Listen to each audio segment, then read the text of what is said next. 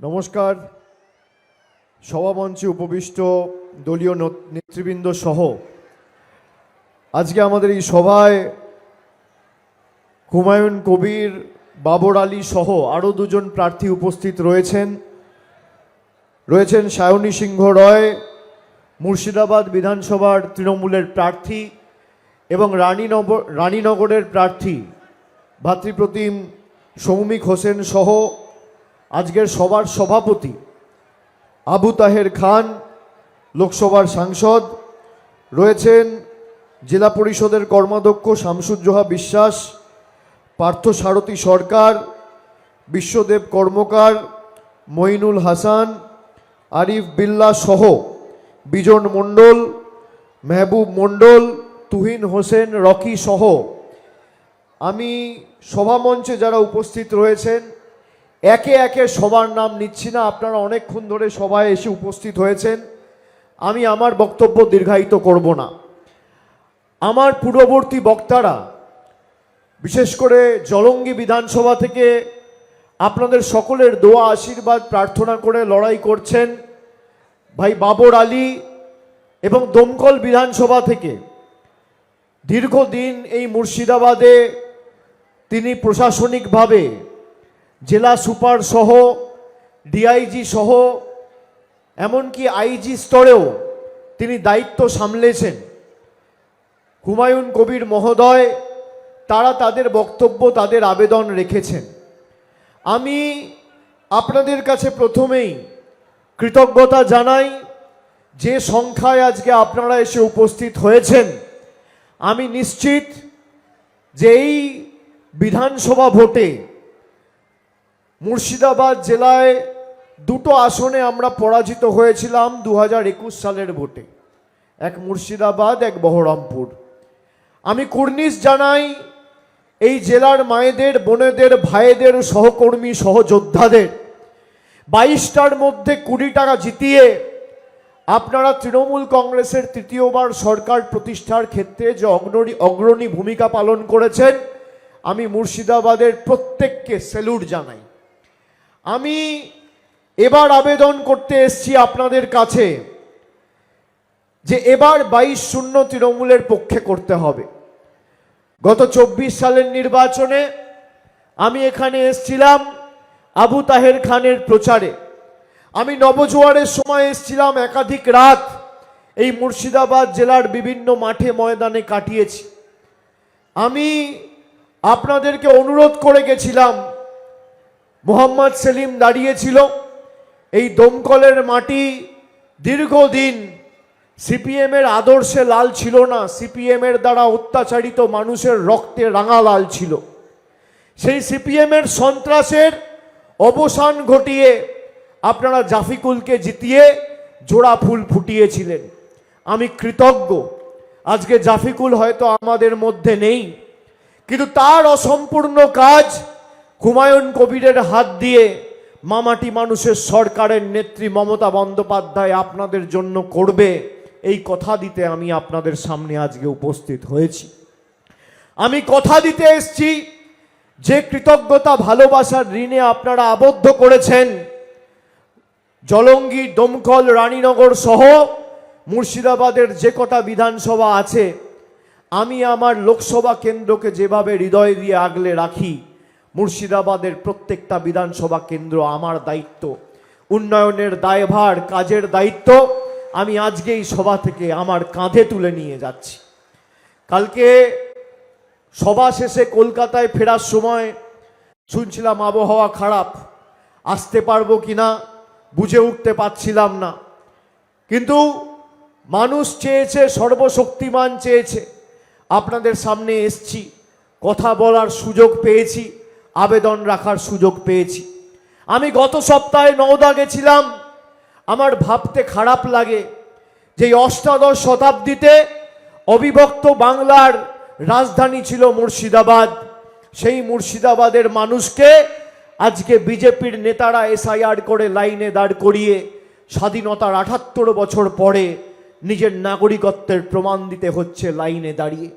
আগামী 23 তারিখের নির্বাচন শুধু তৃণমূলকে জেতানোর নির্বাচন নয়, যারা বিজেপির বি টিম হয়ে মুর্শিদাবাদের মাটিতে বিজেপির থেকে টাকা নিয়ে এই মাটিকে ভাগ করার চেষ্টা করেছে, মানুষকে বিভ্রান্ত করার চেষ্টা করেছে, তাদের ঝেঁটিয়ে বিদায় দেওয়ার নির্বাচন।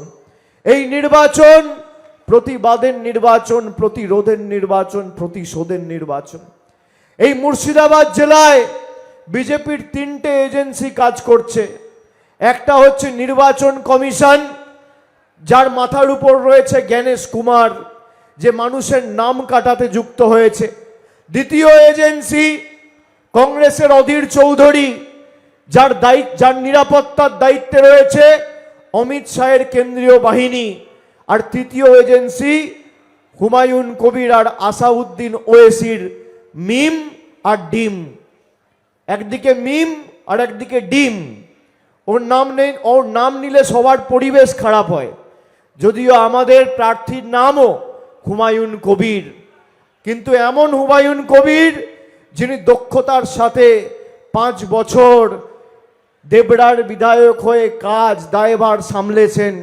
তাকে মুর্শিদাবাদে এই কারণে আনা হয়েছে, জলঙ্গি বা দমকলের জায়গায় বাবরের মতো তরুণ শিক্ষাবিদ যেমন রয়েছে, তেমন একটু শক্তপোক্ত লোক দরকার, যারা এই এলাকার আইন শৃঙ্খলা, মানুষের সার্বিক উন্নয়নের জন্য সর্বদা নিবেদিত প্রাণ হয়ে কাজ করবে। আমি প্রথমেই আসি, এখানে আমাদের প্রার্থী দমকল বিধানসভায় হুমায়ুন কবিরের পরিচিতি নতুন করে বলার অবকাশ নেই। আপনারা তাকে চেনেন, মুর্শিদাবাদ জেলায় দীর্ঘদিন তিনি কাজ করেছেন। আইন শৃঙ্খলার ক্ষেত্রে অত্যন্ত দক্ষতার সাথে তিনি দায়িত্ব সামলেছেন। অন্যদিকে বিজেপির প্রার্থী নাম নিয়ে আমি সময় নষ্ট করব না। বিরোধী যিনি প্রার্থী সিপিএম এর মুস্তাফিজুর রহমান রানা বাবুকে দলের ভিতরেই তার নেতারা মানছে না। 2021 সালে প্রায় 48,000 ভোটে এখান থেকে পরাজিত হয়েছিলেন। যে দল একজন প্রার্থীর সমর্থনে নিজেদের আভ্যন্তরীণ ঐক্য বজায় রাখতে পারে না, সে দলকে ভোট দিয়ে ভোট নষ্ট করবেন না। জলঙ্গিতে আমাদের যে প্রার্থী ভাতৃপ্রতিম বাবর আলী, 1993 সালে জন্ম, মাত্র 9 বছর বয়স থেকে শিশুদের পড়ানো শুরু করেছেন এবং টিউশন ফি মুক্ত স্কুল প্রতিষ্ঠা করেছেন। তিনি নিদর্শন স্থাপন করেছেন। বেলডাঙ্গা থেকে শুরু করে কাজ করে মুর্শিদাবাদ সহ বাংলার একাধিক জায়গায় তিনি নিঃস্বার্থভাবে মানুষের জন্য শিক্ষার প্রগতির স্বার্থে কাজ করেছেন। অন্যদিকে ইউনুস আলী সরকারের পরিচয় আমাকে নতুন করে দিতে হবে না। যেভাবে মানুষের খুনে একের পর এক দুর্নীতির সাথে তিনি যুক্ত ছিলেন। সিপিএম 3বার ভোটে প্রার্থী করেনি। 2011 সালে এখানে সিপিএম এর প্রার্থী, 16 সালে আব্দুর রাজাক জিতে পরবর্তীকালে 21-এ তৃণমূলের হয়ে দাঁড়িয়ে তিনি লড়াই করেছিলেন। আমাদের কাছে কিছু তথ্য, কিছু অভিযোগ এলে আমরা দলীয় স্তরে ব্যবস্থা নিই। মানুষের যিনি প্রতিনিধিত্ব করবেন তাকে স্বচ্ছ হতে হবে, সর্বদা নিবেদিত প্রাণ হতে হবে। তাই এবার বাবরের মতো ঝকঝকে তরুণ যুবককে প্রার্থী করেছে তৃণমূল কংগ্রেস। তাকে 50,000-এর বেশি ব্যবধান এবং দমকল থেকে হুমায়ুন কবিরকে 50,000-এর বেশি ব্যবধানে আপনাদের জেতাতে হবে। আমাদের 2024 সালে অনেকে কংগ্রেসকে ভোট দিয়েছিলেন, সিপিএমকে ভোট দিয়েছিলেন। সবাই ভেবেছিল 2026 অবধি দিদির সরকার আছে, ভয়ের কিছু নেই। আপনাদের সেই ভাবার অধিকারও আছে। এই নির্বাচন মমতা বন্দ্যোপাধ্যায়কে 4র্থবার মুখ্যমন্ত্রী করার নির্বাচন। এই নির্বাচন বিজেপির বি টিম সি টিমকে ঝেঁটিয়ে বিদায় দেওয়ার নির্বাচন।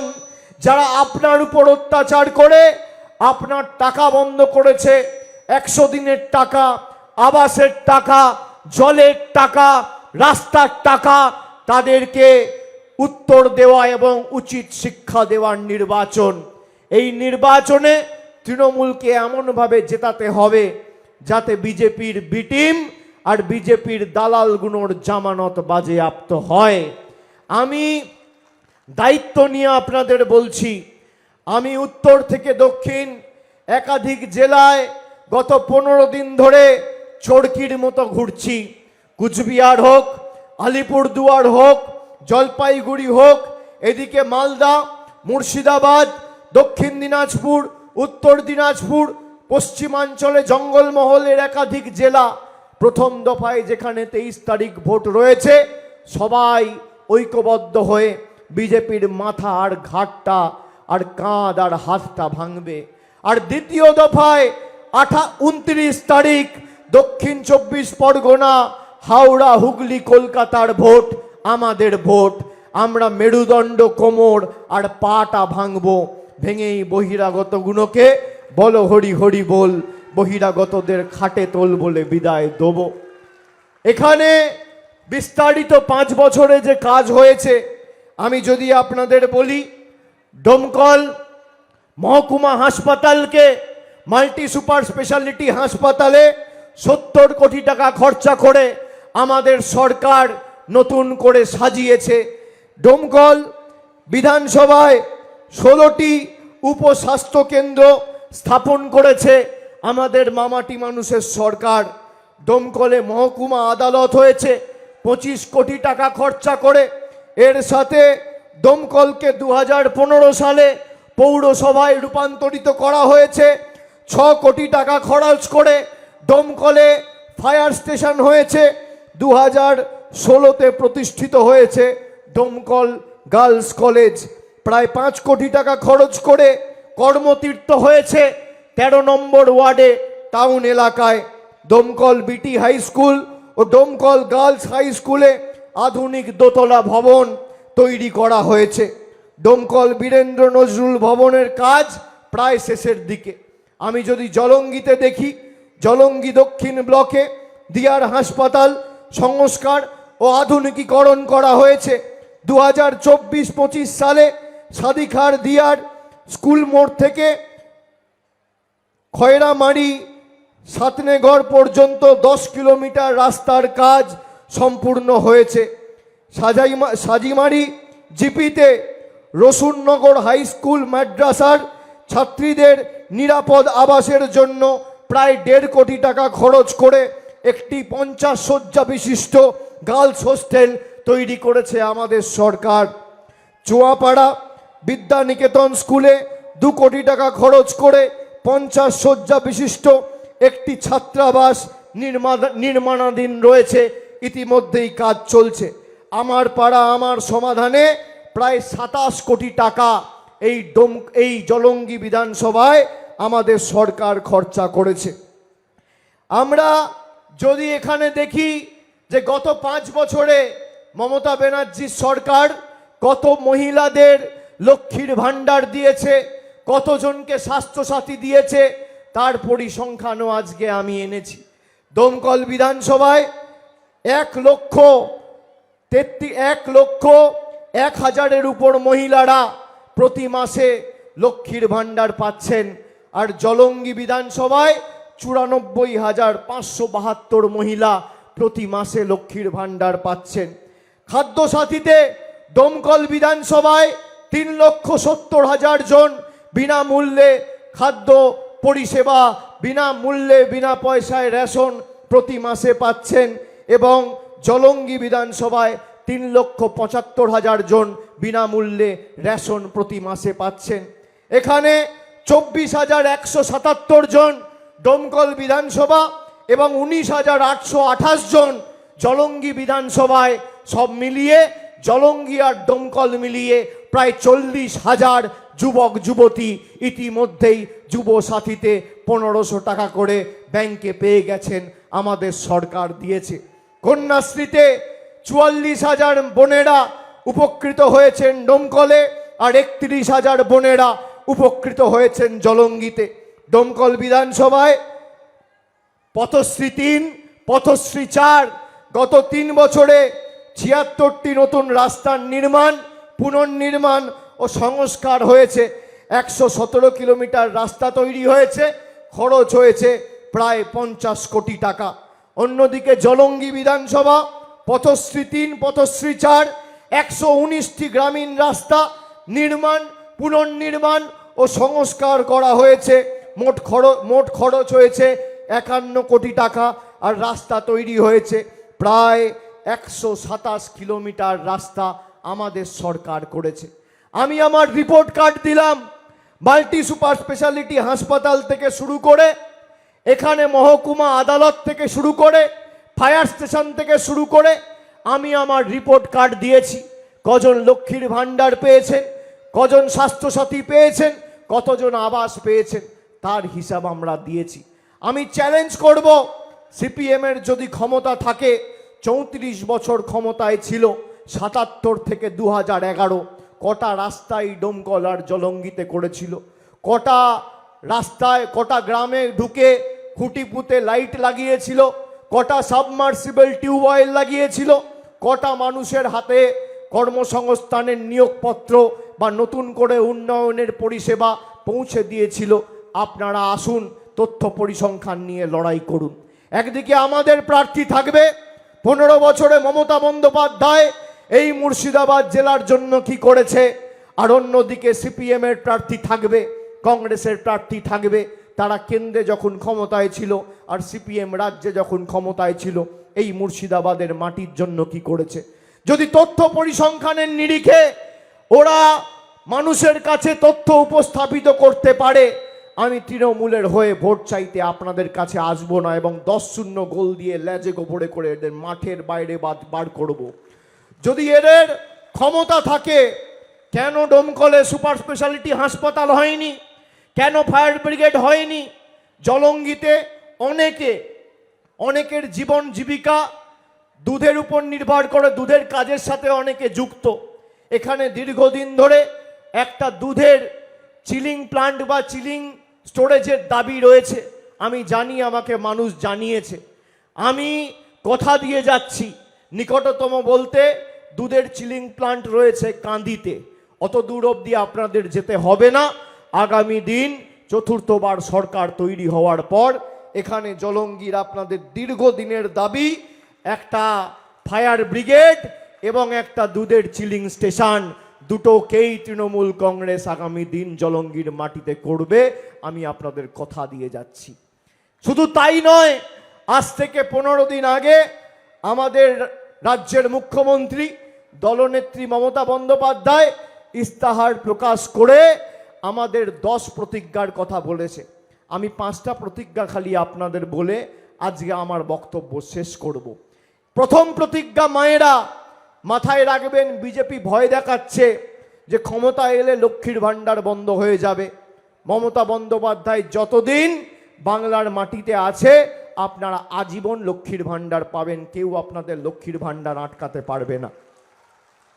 আমাদের প্রথম প্রতিজ্ঞা। আমাদের দ্বিতীয় প্রতিজ্ঞা,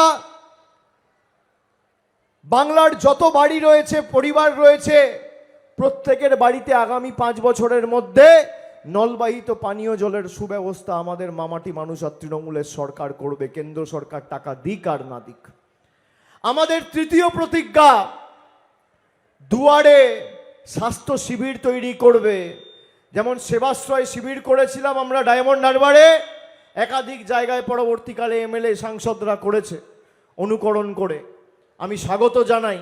একইভাবে রাজ্য সরকারের তরফ থেকে প্রত্যেকটা ব্লকে আর প্রত্যেকটা টাউনে, ডোমকলের ক্ষেত্রে ডোমকল টাউন এবং ব্লক, আর জলঙ্গির ক্ষেত্রে জলঙ্গি নর্থ, জলঙ্গি সাউথ, রানীনগর 2, প্রত্যেকটা ব্লকে আলাদা করে স্বাস্থ্য শিবির তৈরি করে উন্নত মানের স্বাস্থ্য পরিষেবা মানুষকে দুয়ারে দুয়ারে পৌঁছে দেওয়া হবে আমাদের সরকারের তৃতীয় প্রতিজ্ঞা। আমাদের সরকারের চতুর্থ প্রতিজ্ঞা, যত বয়োজ্যেষ্ঠ প্রবীণ নাগরিকরা রয়েছেন যারা বার্ধক্য ভাতার ফর্ম ফিল আপ করেছেন, দমকল থেকে হুমায়ুন কবির আর বাবর জলঙ্গি থেকে জেতার পরে তাদের হাত ধরে সবার ব্যাংক অ্যাকাউন্টে আগামী দিন বার্ধক্য ভাতার টাকা ঢুকে যাবে, মামাটি মানুষের সরকার দেবে।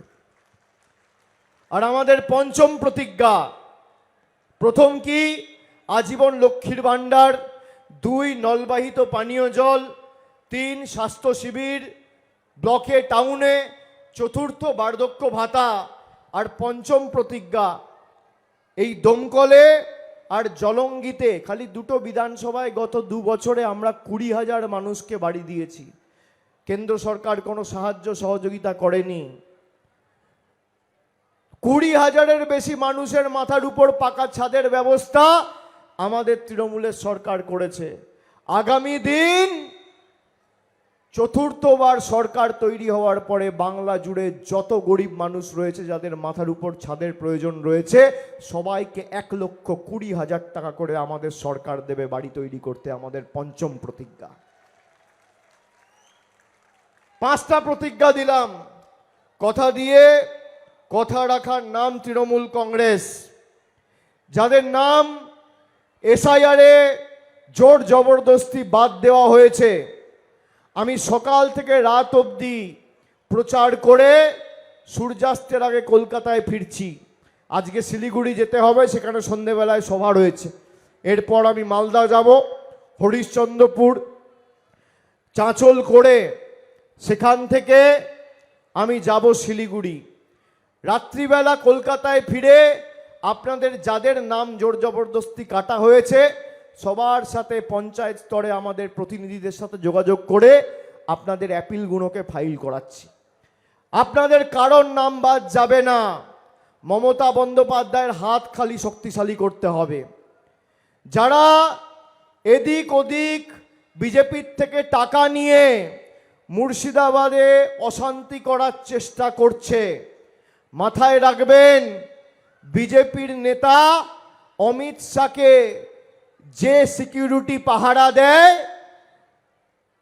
জেইউপির হুমায়ুন কবিরকে একই সিকিউরিটি পাহারা দেয়, অধীর চৌধুরীকে একই সিকিউরিটি পাহারা দেয়, মিমের নেতাকে একই সিকিউরিটি পাহারা দেয়। এদেরকে কোনোদিন ইডি সিবিআই ডাকে না। এটাই হচ্ছে এদের সাথে সেটিং। যেখানে আপনারা বিপদে পড়েছেন, কোনোদিন বাইরে থেকে কোনো সংখ্যালঘু নেতা এসে আপনাদের সাহায্য করেনি, পাশে তৃণমূল কংগ্রেস দাঁড়িয়েছে। এই ক্যাম্প করে এসআইআরের সময় ভারতবর্ষে 28টা রাজ্য আর 8টা কেন্দ্রশাসিত অঞ্চল আছে। একমাত্র মানুষের অধিকার নিয়ে দেশের সর্বোচ্চ আদালত সুপ্রিম কোর্টে যিনি লড়াই করেছেন তার নাম মমতা ব্যানার্জি, আর দলের নাম তৃণমূল কংগ্রেস।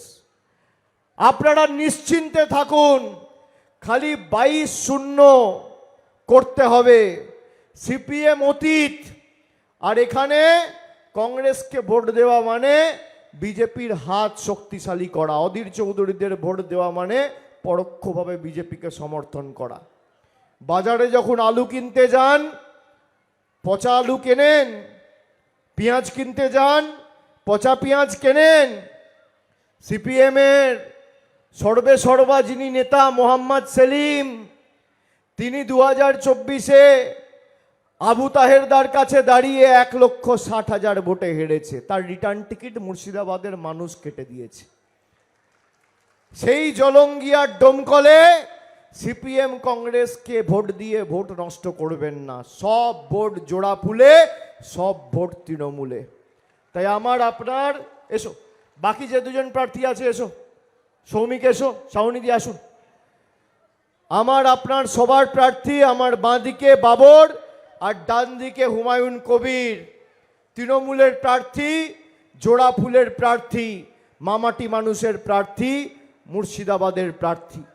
আগামী দিন আমরা এমন লোকেদের এবার লড়াই করার সুযোগ করে দিয়েছি যারা 24 ঘন্টা মানুষের সর্বক্ষণের কর্মী হিসেবে জেতার পর কাজ করবে, যাতে আপনাদের আর কোনো আগামী দিন অসুবিধা না থাকে। আপনি তৃণমূল কংগ্রেসের প্রার্থীদের জেতান, ভারতীয় জনতা পার্টি এমনি শেষ। একমাত্র ভারতবর্ষে লড়াই করছে তৃণমূল। 23 তারিখ ভোটটা যখন দেবেন, জোড়া ফুলের বোতামটা এমনভাবে টিপবেন ভূমিকম্পটা যেন দিল্লিতে, গুজরাটে আর মধ্যপ্রদেশে হয়। আমরা আর যাই হোক দিল্লির গদ্দারদের কাছে, বহিরাগত জমিদারদের কাছে বশ্যতা স্বীকার করব না। গলা কেটে দিলেও জয় বাংলা বেরোবে। তৃণমূল আপনার আবেগ নিয়ে কোনোদিন খেলেনি, আগামী 100 বছর যতদিন এই মাটিতে আছে ততদিন খেলবে না। এদের সবার প্রকৃত চেহারা, আসল স্বরূপটা আস্তে আস্তে মানুষ বুঝতে পারছে।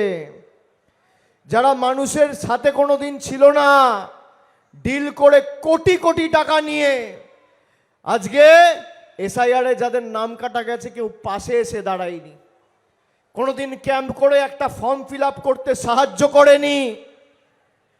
আমরা লড়াই করেছি বলে অ্যাপিলেট ট্রাইব্যুনাল তৈরি হয়েছে, আমরা লড়াই করেছি বলে আবেদনপত্র জমা দেওয়ার সুযোগ মানুষ পেয়েছে। আজকে বিকেল 4টের সময় আবার সুপ্রিম কোর্টে মামলা আছে, আমাদের আইনজীবীরা সেখানে থাকবে, আমরা লড়াই করব।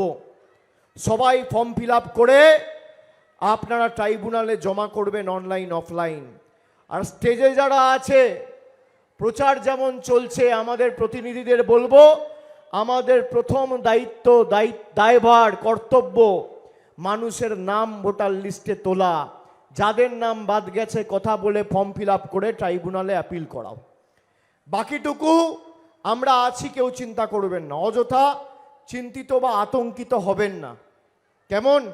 আমি সকলকে আর একবার আমার ধন্যবাদ, কৃতজ্ঞতা, প্রণাম, শুভেচ্ছা, অভিনন্দন জানিয়ে, আর তো আজকে তো 6 তারিখ হয়ে গেল, আর 28 দিন। যারা দাপাদাপি করে বেড়াচ্ছে, হম্বিতম্বি করে বেড়াচ্ছে, আর 28 দিন। আপনি দেখুন, এখানে মুর্শিদাবাদ জেলাকে অশান্ত করার চেষ্টা করেছিল ধর্মের নামে, জঙ্গিপুরের দিকটা, রঘুনাথগঞ্জের দিকটা চেষ্টা করেছিল, পারেনি। আমি মুর্শিদাবাদ জেলার সবাইকে হাত জোড় করে বলবো, এদের প্ররোচনায় পা দেবেন না। দাঁতে দাঁত চিপে কষ্ট হলেও সহ্য করুন আর 28টা দিন। তারপর একটাকেও যেন না, রেজাল্ট তো বেরোবে 28 দিন পরে, 4 তারিখ। আজকে 6 তারিখ, রেজাল্ট বেরোবে 4 তারিখ, 20 দিন পরে ভোট, 28 দিন পরে ফল ঘোষণা। তো ফল ঘোষণা অবধি দাঁতে দাঁত চিপে কষ্ট হলেও আপনারা অপেক্ষা করুন। ফল বেরোনোর পর সুদে আসলে জবাব দেবো, আমি কথা দিয়ে যাচ্ছি, সুদে আসলে জবাব দেবো। আপনাদের সকলকে আরেকবার ধন্যবাদ, কৃতজ্ঞতা, প্রণাম জানিয়ে আমার বক্তব্য এখানে শেষ করলাম। সকলে ভালো থাকবেন, সুস্থ থাকবেন। জয় হিন্দ, বন্দে মাতরম, জয় বাংলা।